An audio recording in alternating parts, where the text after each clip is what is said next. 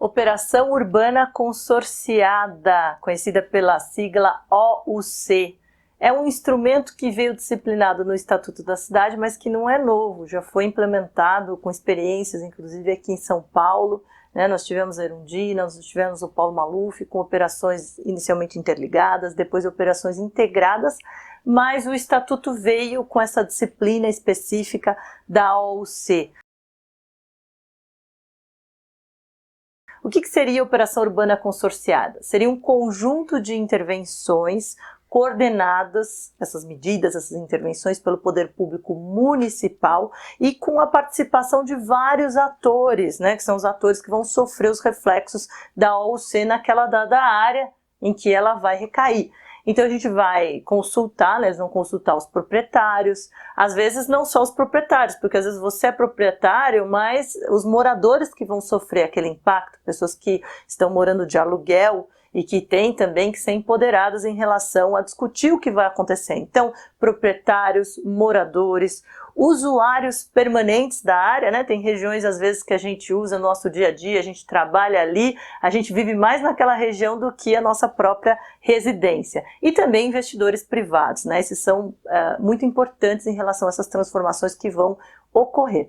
E o que elas objetivam? Elas objetivam as transformações estruturais, as melhorias sociais e a valorização ambiental. Ora, essa terminologia, às vezes, ela deixa um pouco genérico na mente da pessoa que seria uma operação urbana consorciada. Então, vamos trabalhar com exemplos aqui. Nós temos vários exemplos em São Paulo, no Rio de Janeiro.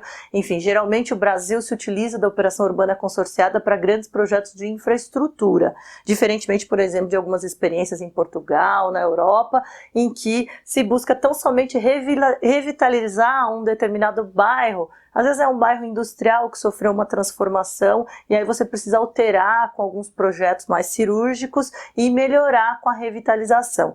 Mas em São Paulo a gente tem exemplos muito grandes, como a Operação Urbana Consorciada Faria Lima, em que houve toda a desapropriação do Largo da Batata, a extensão da Faria Lima e a construção de uma série de projetos que são associados. Então existe um plano de operação urbana consorciada em que vão ter várias medidas agregadas a esse planejamento. Então tanto a flexibilização das regras edilícias, e nem sempre essa flexibilização significa o sucesso da operação urbana consorciada. A gente teve alguns exemplos no centro de São Paulo em que a flexibilização foi grande, mas não despertou o interesse dos investidores privados. Então, como que esse interesse é desperto? A partir da valorização que será sentida naquela área, Então, existe até uma crítica que é feita em relação à situação, porque geralmente a experiência nos diz que as operações urbanas consorciadas que são realizadas em áreas já valorizadas têm a perspectiva de ter maior valorização.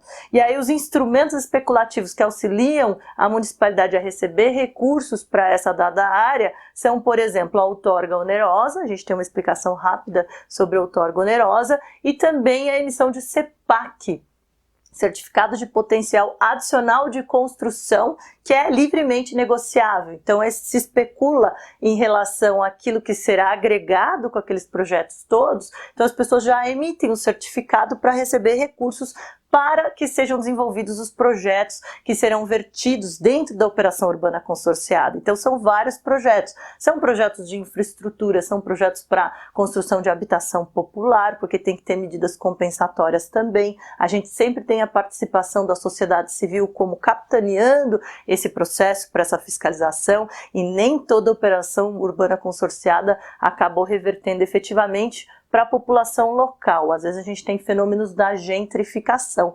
Inclusive, do ponto de vista da arquitetura e do urbanismo, eu tenho uma obra junto com a professora Eunice Abascal, que foi coordenadora do programa de mestrado e doutorado da FAO do Mackenzie. Então, vou mostrar aqui, com muito orgulho, a gente tem essa obra de operação urbana consorciada, em que a gente faz estudos de casos dessas grandes obras de infraestrutura, quais seriam os impactos, porque o instrumento do Estatuto da Cidade promete as melhorias sociais, promete a valorização ambiental. Será que ele cumpre com essas metas? Então a gente tem aqui uma arquiteta urbanista aprofundada fazendo estudos de caso, e eu participei com a parte jurídica em relação A ou C. Então essa seria a explicação mais rápida para você em relação a esse instrumento, que é um instrumento muito moderno, avançado, interessante, que merecem vários estudos, e para você entender como que funciona. A gente tem que explicar um pouquinho melhor, porque às vezes só lendo a lei, a pessoa não consegue nem imaginar exatamente o que é